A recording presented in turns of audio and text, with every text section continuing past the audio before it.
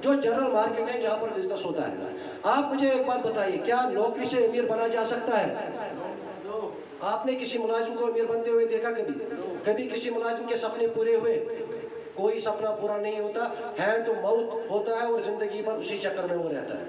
लेकिन अगर सपने पूरे करने हैं तो उसके लिए बिजनेस करना पड़ेगा। अब हम एक नजर डालते हैं ट्रेडिशनल बिजनेस पर, जिस बिजनेस में जहां पर आज आप और मैं हैं, चाहे किसी भी जात से हम वाबस्ता हो, चाहे कितने हम अमीर हो, गरीब हो, छोटे हो, बड़े हो, एक काम हम सब करते हैं, एक काम हम सब करते हैं, वो है खरीदारी। कितने लोग खरीदारी करते हैं? सभी करते हैं ना सर? खरीदारी हम करते हैं, कोई महंगा सामान खरीदता है, कोई सस्ता खरीदता है, लेकिन खरीदारी तो सब करते हैं। तो यहाँ पर हम इन भाई साहब को यहाँ पर हम लाते हैं, ये रिप्रेजेंट करेंगे कस्टमर। यहाँ पर आप, ठीक है, तो आपको किसी सामान की जरूरत पड़ी, आपको कोई सामान की जरूरत पड़ी, आपको घर में साबुन की जरूरत पड़ी, आपको हल्दी, नमक, चाय, किसी भी प्रोडक्ट की जरूरत पड़ती है, तो आप कहाँ जाते हैं? सभी दुकानदार के पास जाते हैं। यस। तो आप जाते हैं आपके नजदीक वाले एक रिटेलर भाई साहब के पास, और उस रिटेलर से ये सामान खरीदते हैं। Yes sir? तो लेकिन जो ये रिटेलर साहब है जो आपको सामान दे रहा है, क्या इसने अपने घर में बनाया है? नो। इसने घर में नहीं बनाया, तो इसने कहाँ से लाया होगा? ये आगे जाता है, आगे ढूंढता है कि होलसेलर, जैसे अभी हमारा पुलवामा है तो पुलवामा में बहुत सारे होलसेलर्स हैं, तो ये रिटेलर भाई साहब होलसेलर के पास गया और होलसेलर से ये सामान उन्होंने खरीदा। अब होलसेलर, आप बहुत सारे होलसेलर्स को जानते होंगे, क्या कोई होलसेलर अपने घर में बनाता है सामान? नो। होलसेलर आगे एक डिस्ट्रीब्यूटर के पास जाता है और इस डिस्ट्रीब्यूटर से ये सामान खरीद के लाता है।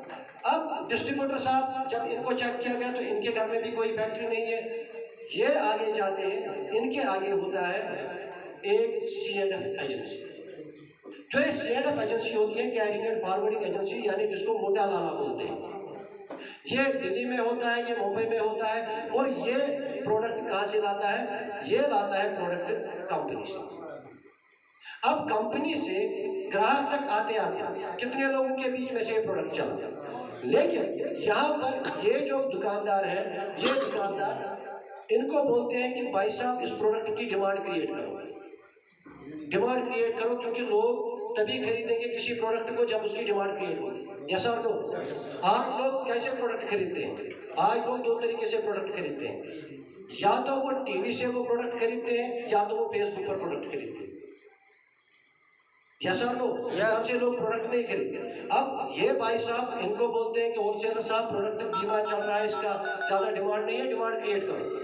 ये इनको बोलते हैं कि डिमांड क्रिएट करो, ये इनको बोलते हैं, और लास्ट में कंपनी और C&F एजेंट पर ये बात आती है कि इसकी डिमांड क्रिएट है। अब डिमांड कैसे क्रिएट होगी?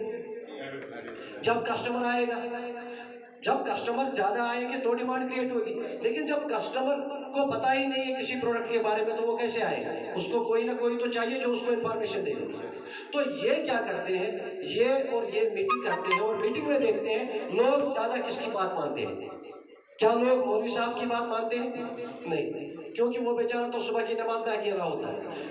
ये लोग क्या करते हैं, ये ढूंढ के लाते हैं इंसाफ को, एक फिल्म स्टार जो फिल्मों में काम करते हैं और फिल्मों में हिट है, ये इनके पास जाते हैं कि भाई साहब हमें एक प्रोडक्ट लॉन्च करना है, हमारे पास ये साबुन की टिकिया आ गई है, हमारे पास ये ड्यू की बोतल आ गई है, हमारे पास ये टॉफी आ गई है, हमारे पास ये कलम आ गया, ये जूता आ गया, ये परफ्यूम आ गया, आप इस प्रोडक्ट की एडवर्टीजमेंट करो। आपको क्या करना है, आपने टीवी पर आना है, 20 मिनट का एक एड रिकॉर्ड कराना है।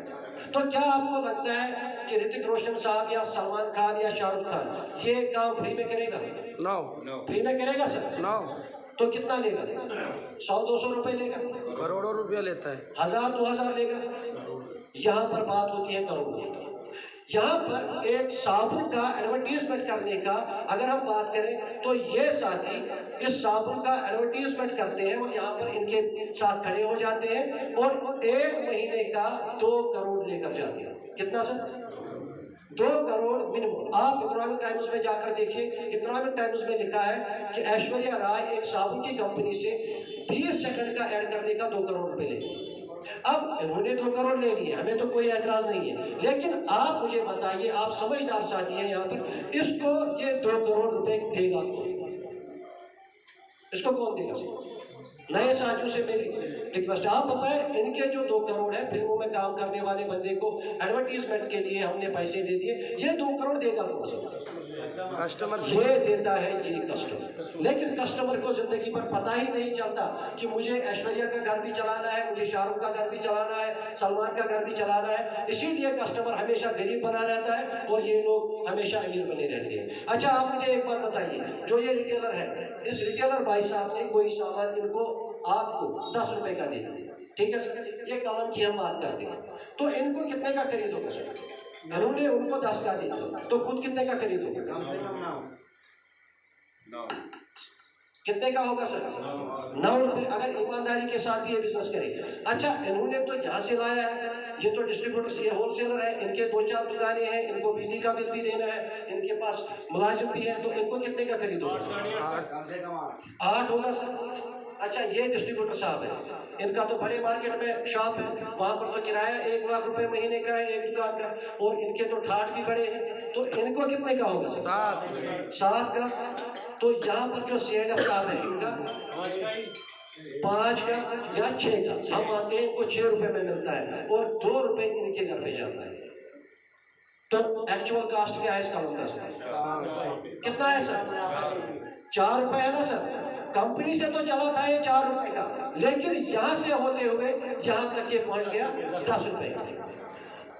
और साथ में क्या हुआ? और साथ में इन लोगों, ये तो कंपनी है, इस कंपनी ने इनको कितना मार्जिन दिया सर? 1 रुपए, इनको 1 रुपए, लेकिन इनका पेट थोड़ा बड़ा होता है, ये बोलते हैं 1 रुपए से क्या होगा, 1 रुपए से तो कोई इनकलाब नहीं आएगा। तो इन लोगों ने एक रास्ता ढूंढा, इन्होंने इस प्रोडक्ट में मिलावट करने का काम शुरू कर दिया। यहाँ से तेल निकलेगा, यहाँ तक इंजन ऑयल पहुँच जाएगा, यहाँ से चावल निकलता है और वहाँ कंकर पहुँच जाते हैं, यहाँ से चावल साफ और शुद्ध निकलता है, ये बंदा बीच में प्लास्टिक का वो उसमें मिक्स करके इसकी एक काम इसके साथ करता है, इसकी एज को कम कर देता है। आज आप देखते हैं मार्केट में जो भी सामान है, हर एक सामान का कहीं ना कहीं डुप्लीकेट आपके सामने खड़ा है। अब आप मुझे बताइए, एक तो ये कस्टमर सामान दुगने रेट पर दे, और दूसरा इसको शुद्ध सामान कभी नहीं मिले, साफ चीज कभी नहीं मिली, तो क्या ये इंसाफ है इसके साथ? क्योंकि यहाँ पर आप खड़े हैं सर, क्या इसके साथ इंसाफ है? कुछ ही साथी हिलाते हैं सर, सभी अगर मुतफिक हैं तो क्या इसके साथ इंसाफ है सर? नो, तो इसके साथ इंसाफ नहीं है। और जो कंपनी है, अब कंपनी की क्या प्रॉब्लम है? मिलावट तो ये लोग करते हैं, लेकिन बदनाम कौन होता है? कंपनी।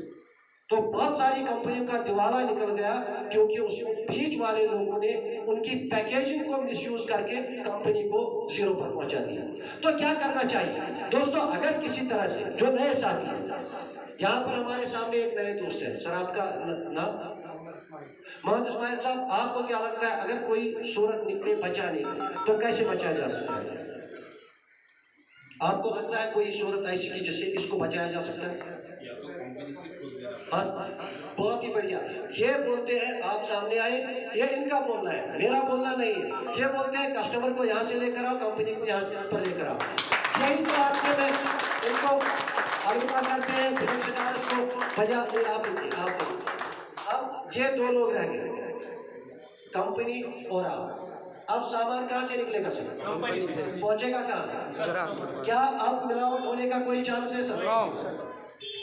अब जितने में कंपनी आज तक सामान बनाती थी, ये तो अपना पैसा बराबर लेगी, लेकिन जो बीच में ये बटने वाला पैसा, ये 50% पैसा था, वो किसको मिलेगा? इस कंज्यूमर को, और जिन लोगों को ये लेकर आएगा।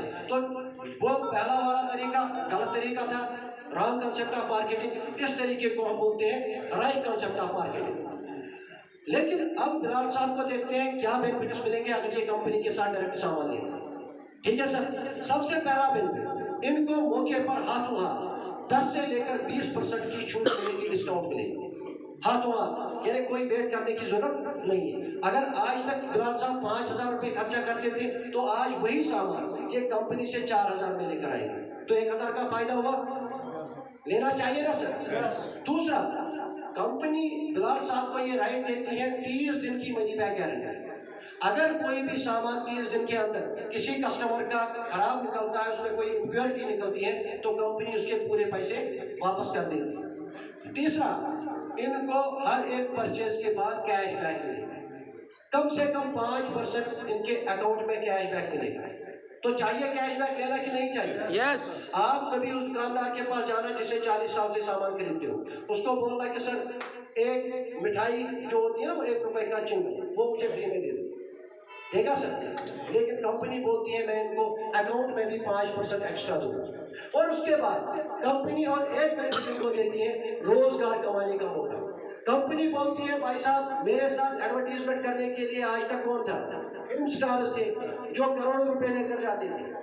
आज आप वो काम संभालो, आप अपने पार्ट टाइम में अपने दोस्तों के साथ, अपने रिलेटिव्स के साथ, अपने पड़ोसियों के साथ इस सिस्टम की बात करो। किसी से पैसा नहीं लेना है, पैसे का कोई लेन देन नहीं करना है, बस आपको ये मेरी इंफॉर्मेशन बाकी लोगों तक पहुंचाना है। और जो करोड़ों रुपए आज तक वो फिल्मों में काम करने वाले लोग लेकर जाते थे, वो करोड़ों रुपए किसके पास आएगा सर? कस्टमर के पास, यानी आपके पास, हमारे पास। लेना चाहिए सर? यस। तो ये सिस्टम कैसा लगा आपको? बहुत गजब। इसी को रखना चाहिए। तो इनके लिए जोरदार तालियां इस सिस्टम के लिए।